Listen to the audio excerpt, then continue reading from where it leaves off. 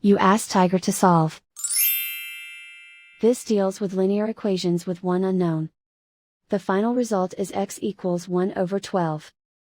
Let's solve it step by step. Simplify the expression. Expand the parentheses.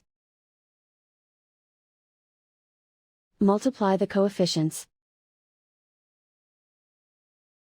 Simplify the arithmetic. Expand the parentheses. Multiply the coefficients. Simplify the arithmetic. Group like terms. Combine like terms.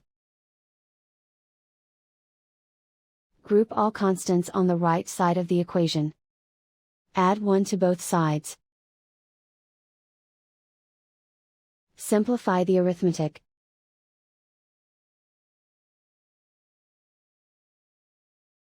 Isolate the x. Divide both sides by 12. Simplify the fraction.